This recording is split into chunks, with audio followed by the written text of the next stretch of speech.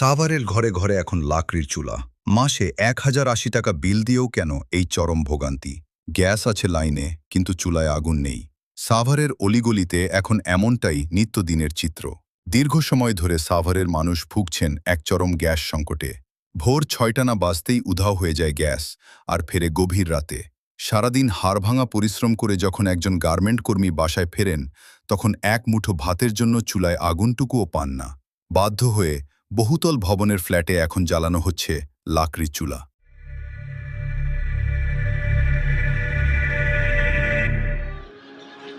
আমরা নিয়মিত বিল দিচ্ছি, কিন্তু আমরা সেবা পাচ্ছি না। এই যে গ্যাস থাকে না, আমরা কেন বিল দিব? রাতের 12টা বাজে উঠে রান্না করার আগে গ্যাস থাকে না। সারাদিন চাকরি করে এসে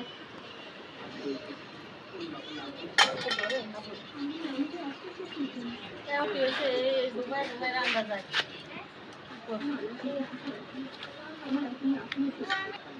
এই যে সারাদিন চাকরি করে এসে কষ্ট করে, এই যে অফিস করে এসে এভাবে রান্না করা যায়। রাত্রে 12টা বাজে উঠে উঠে রান্না করা লাগে, 5টা বাজলে আর থাকে না। তাহলে মাস শেষে বিল দিব, তো গ্যাস থাকে না, একটু সমস্যা না। সারাদিন চাকরি করে এসে এটা কষ্ট। রাতে কটার দিকে রান্না করেন? আমি রাতের 1টা বাজে উঠে ডেলি রান্না করি। কেন? গ্যাস থাকে না, এই যে গ্যাসের জন্য না খাওয়া হয়েছে। 1টা বাজে উঠে রান্না করা লাগে। 5টা বাজলে, সকালে 5টা বাজলে গ্যাস চলে যায়। এখন এই যে যারা বাসায় ছিল তারা রান্না করছে, এখন 6টায় ছুটি হয়েছে, আসে এই যে ঘুমায় ঘুমায় রান্না করা নাকি গ্যাস নেই। এখন বাচ্চারা ভাতের জন্য করতেছে, দেওয়া পারতেছি না গ্যাসের জন্য। এই দেখেন, আমরা নিয়মিত গ্যাসের বিল দেই, তো আমরা গ্যাস পাই না। আমাদের রান্না করার অনেক কষ্ট। তো আমাদের এই গ্যাস বিল দিয়ে কী লাভ যদি আমরা গ্যাসই না পাই? সেই লাকড়ি দিয়ে দেখেন কষ্ট করে রান্না করতে হয়। অনেক সময় আমাদের 10টায় ছুটি হয়, তাহলে তখন এসে আমরা কি করব? সারাদিন না খেয়ে থাকতে হয়। অনেক দিন আমরা ভাত না নিয়েই চলে যাই, কারণ রান্না না করতে পারলে নিব কী করে? তো এই যদি মনে করেন প্রত্যেকটা বাসায় এরকম সমস্যা হয়, তাহলে জনগণ কী করব? কয়জনের বাসায় এরকম লাকড়ি আছে? আর আমরা 3তলার উপরে থাকি। আমরা কত রিক্সে মনে করেন এখানে লাকড়িতে মনে করেন রান্না করি, হয়তো ইট দিয়ে রান্না করি, না হলে যে এরকম টিন কেটে চুলা বানায় নিছি।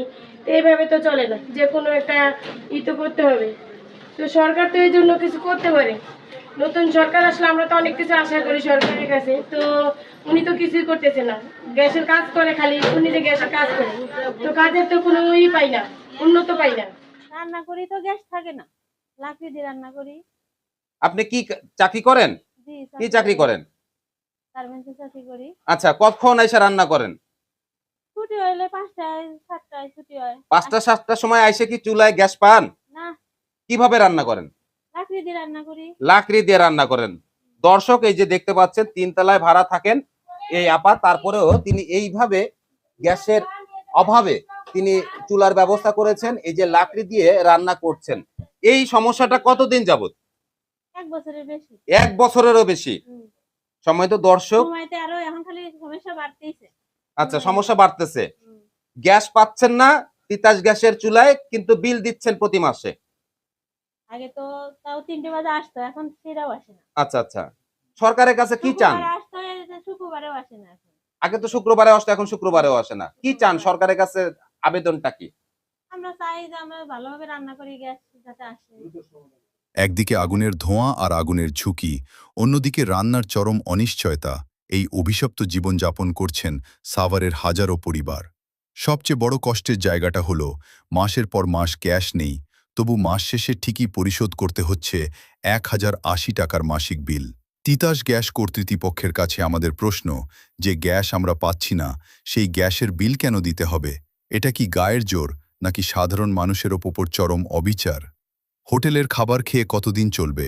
প্রতিদিন রুটি কলা খেয়ে কতদিন টিকে থাকবে ছোট ছোট শিশুরা?